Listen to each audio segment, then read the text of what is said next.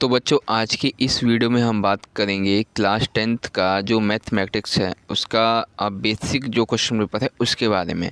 तो ये sample question paper है जो कि आज की इस वीडियो में हम दिखाने वाले हैं।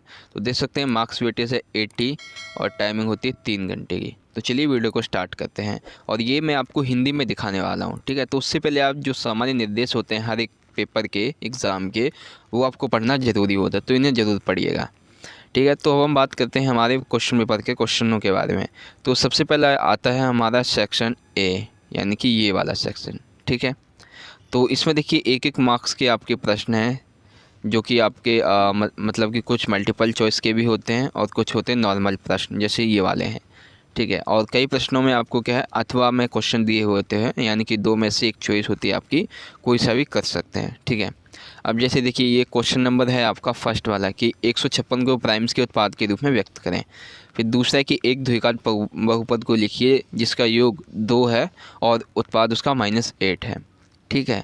और उसके बाद ये देखिए यहाँ पे प्रश्न और भी पूछेंगे, जैसे ये है अर्थमेटिक के मूल सिद्धांत का वर्णन कीजिए, और भी प्रश्न है यहाँ पे, ठीक है। क्वेश्चन नंबर 4 भी इसी तरफ से और क्वेश्चन नंबर 5 भी पूछे गए।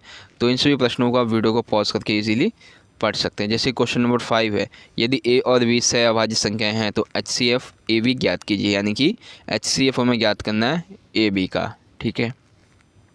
उसके बाद क्वेश्चन नंबर 6 है, इसमें आपकी एक चॉइस दी हुई है, देख सकते हैं यहाँ पे, और इस चॉइस में आपके प्रश्न एक एक मार्क्स के हैं बेसिकली ये, ठीक है। तो क्वेश्चन नंबर 6 ये वाला है आपका 1 मार्क्स का, जिसमें आपके 2 प्रश्न हैं, दोनों में से आप कोई सा भी कर सकते हैं, ठीक है।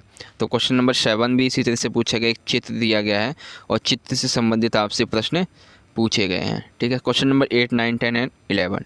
अब ये प्रश्न जो हैं ये आपके थोड़े घुमा फिरा के प्रश्न पूछे गए हैं, ठीक है। जैसे देखिए यहाँ पे 8 क्वेश्चन नंबर ये है और 11 ये वाला है, ठीक है। तो देखिए जैसे ये क्वेश्चन नंबर 11 है, मध्य माध्य और विधा के बीच अनुभाविक संबंध लिखिए। क्वेश्चन नंबर 10 है कि यदि एक वृत्त की परिधि और क्षेत्रफल संख्यात्मक रूप से बराबर हैं तो खोजें कि वृत्त की त्रिज्या क्या होगी। अब जैसे 8 है, ₹4 प्रति मीटर की दर से एक वृत्ताकार क्षेत्र को बाड़ लगाने की लागत 5280 है, तो क्षेत्र की त्रिज्या ज्ञात कीजिए, ठीक है। तो ये प्रश्न मैंने आपको बता दिए। अब क्वेश्चन नंबर ये देखिए 12 जो है, 12 भी इसी तरह से आपका पूछा गया है। इसमें आपको ये बी एक्स पर समान स्थित दूरी को स्थान क्या होगा ये आपको बताना है।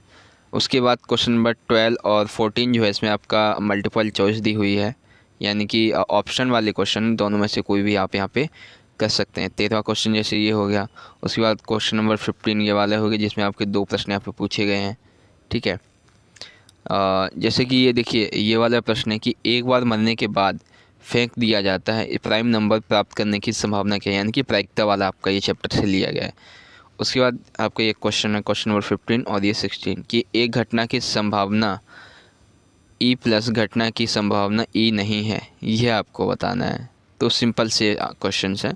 अब हम बात करते हैं क्वेश्चन जो हमारे क्वेश्चन नंबर 17 होते हैं, जिसमें आपके 4 मतलब कि 4 क्वेश्चन आते हैं केस स्टडी से संबंधित, ठीक है। तो केस स्टडी के बारे में देख सकते हैं, एक चित्र है लाल किले का और उसी के संबंध में ये कुछ प्रश्न दिए गए हैं। सॉरी, ये प्रश्न तो नहीं है, बल्कि यहाँ पे ये इसके बारे में बताया गया है।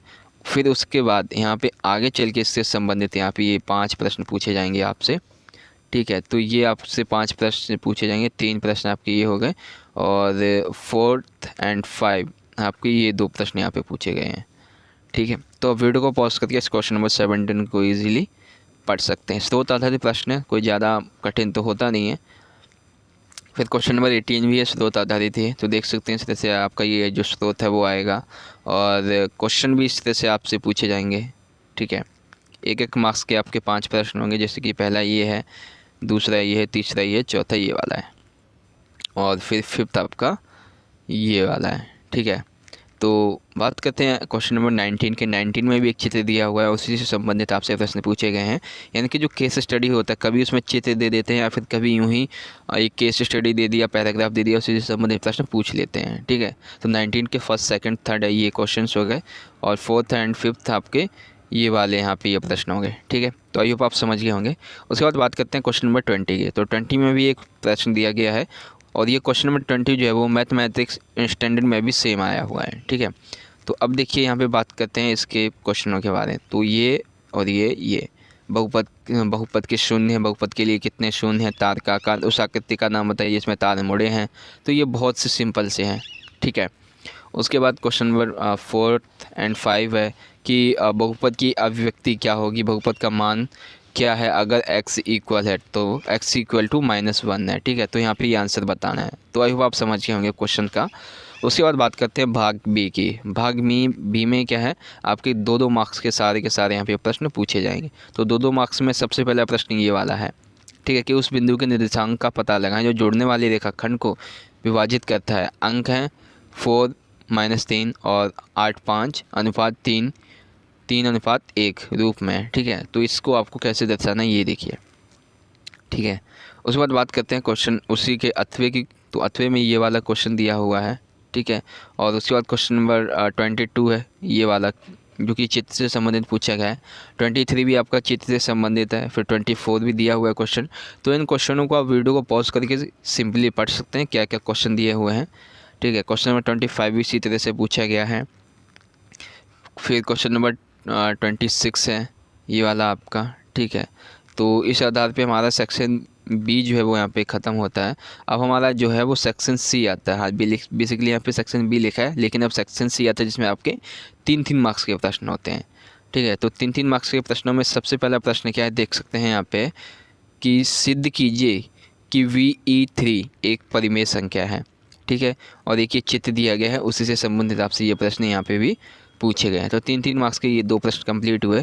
और यहाँ पे क्वेश्चन नंबर 29 भी 3 मार्क्स का ही है, क्योंकि देखिए सेक्शन वही है, तो सिंपल सी बात है कि क्वेश्चन भी उसी मार्क्स के होंगे, ठीक है। उसके बाद 30वां ये क्वेश्चन, 30वें में आपको एक चॉइस दी गई हुई है आगे चल के, ठीक है। तो ये 30वें क्वेश्चन में आपकी एक चॉइस है। क्वेश्चन नंबर 29 और 30 को आप वीडियो को पॉज करके यहाँ पे पढ़ सकते हैं। फिर क्वेश्चन नंबर 30 है, ये आपका एक प्रश्न है जिसमें आपको जो परिणामी क्षेत्र है उसकी त्रिज्या ज्ञात करनी है, ठीक है। उसके बाद 32 है, 32 में आपको साबित करना है कि ये इक्वल टू ये है या नहीं है, ठीक है।